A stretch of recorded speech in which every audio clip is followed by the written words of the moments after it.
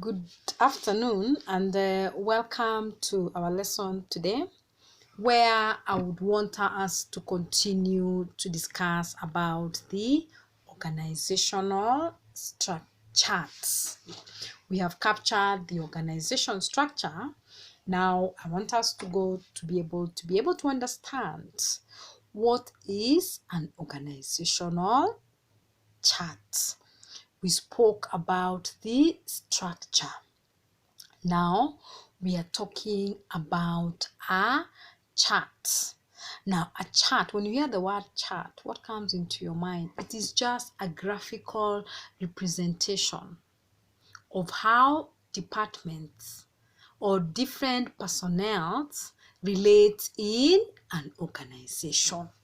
So basically, it is a chart that shows how this department, for example, marketing department, is interlinked or related to production department, okay, and how the production department is related to another department, maybe transport department, yeah, or finance department. So it shows the relationship between different departments and how they are related. Okay, yeah, so it is based on authority and responsibility. So it is a diagram, yeah, that shows the method of describing an organization structure. Okay, so it indicates how departments are related, yeah, or how they are linked together in an organization on the basis of authority and responsibility. So when you go to most organizations, especially when you're a new employee, yeah, you be shown the HR manual normally contains an organization structure that shows the relationship from the top management. How many departments do we have in that organization? How are they related? And how does authority flows? Yeah, how authority flows from this department to a different department. So it indicates the types of department that you have in an organization, yeah, the superior subordinate relationship, the chain of command, and communication.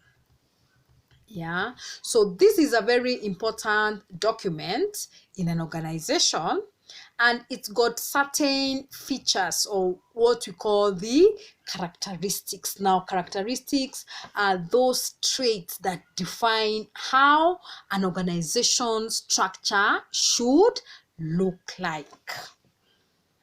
Okay, so we say that this chart is a diagram. So it must be in a diagram manner. Yeah, it has to be drawn. So it has got some features of having a diagram. So it's got a diagrammatical presentation because it is a diagram. Okay, then it also defines the formal organization structure. It indicates the channel of communication. Now, this one, what are we trying to say? You're trying to say, in case you are an account assistant, in case you have issues, who would you talk to? So those are the channels of communication. Okay, and it also indicates who supervises who. Yeah, it shows who you work under, yeah, and the various units that are interrelated. So it also shows the subordinates, who they should respond or who they should liaise with in case they have a problem. Okay, so what are some of the advantages of an organizational chart? You've gone to a new company, you've been hired, yeah, you have an issue. So how would you be able to communicate your issue? Because you can't just stand and say, I want to go and see the managing director. Okay, so there has to be some level of communication. That's why it is very important to have this diagram in an organization, because it enables the executive, or what we call the top managers, to be able to think clearly about the organizational relationships. Okay, it also provides a picture about how the organization is run, yeah, the different departments that we have in an organization. It also makes it possible when it comes to training. So it enables the managers or the top executive to be able to understand the training needs of their new employees. Okay, yeah, it also ensures or provides a quick understanding. Sometimes when you look at a chart, it is easy to understand, whereas if it was something that was written in note form, because it's something visual, yeah, it's something that you can see. So something that you can see also makes it easy for you to be able to understand and to be able to remember.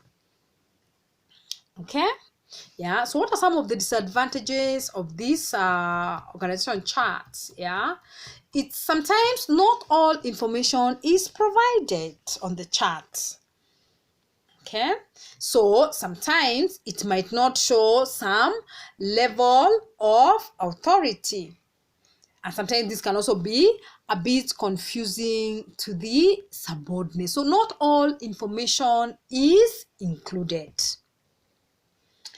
Then we also say it sometimes needs to be updated often. And sometimes when it's not updated, it might give a wrong impression of the organization. So it is good as the organization grows, this chart also is updated. Then we also say sometimes it lacks flexibility. Flexibility means it cannot be expanded. Okay, yeah, and also the other disadvantage is that it has got that thing of rank. Yeah, people subordinates are very conscious about the rank. When we talk about the rank, we're trying to talk about the designation. Oh, the CEO, yeah, the chief financial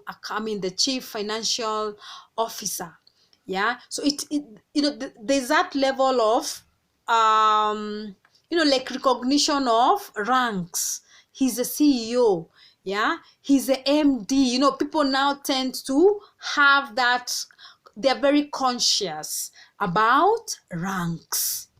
Okay, now we've got different types of organization charts. We've got what we call the vertical charts. Yeah, the vertical chart, and this is the most popular in an organization, in which the highest job is shown at the top, with other jobs shown in a descending order. Vertical. Yeah, it goes like, yeah, this. Yeah, so we say this is very common. Then we also have the horizontal chart. Now this one is the pyramid. The pyramid, the one that looks like a rectangle, like a triangle. Okay, then of course we go the circular chart, which shows the top management at the center, and now other departments levels are shown in a circular manner. So for example, the MD, or the main manager, like if the CEO is in the middle, then of course we've got other small departments that are in a circular motion. And of course, we've got the departmental chart. Now, this one is revolves around a specific department. Okay, so those are the different types of organization structure that are very important for you to be able to know them. Okay, so we've got the diagram, we've got the line and organization structure. Now remember the line and staff, we talked about the line and staff, organization structure. Now we have got the organizational chart. So this shows the relationship between the managers and the specific staff. Okay, yeah, so we've got the committee organization structure. These are basically on advisory, so it shows the people they report to. So we've got different uses of organization chart where we say they are meant to provide guidance to managers when they're exercising or when they're executing their duties. It is also a better way of utilization of manpower in an organization. So you've got different functions or different departments in an organization, and there are different duties. So we've got the production department, which is responsible for converting the raw materials into the outputs, and you've got different production processes.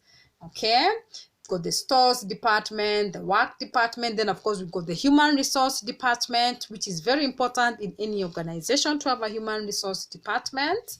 Yeah, this is a department that is used or is useful when it comes to recruitment of staff and also training needs. Okay, so under that we also got the marketing department. This is now the one that is involved with sales, converting the products now into monetary value. Okay, so we've got that department. We've got the finance department that now is able to manage the finances or the resources of an organization.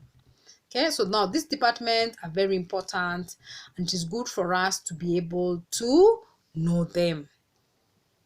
Okay, so I hope up to that point I am very clear. And in case you have any queries that you want to seek any clarification, kindly let me know. So in the next video, I want to talk about the office. Okay, so I want to wish you guys a very nice evening, and bye for now.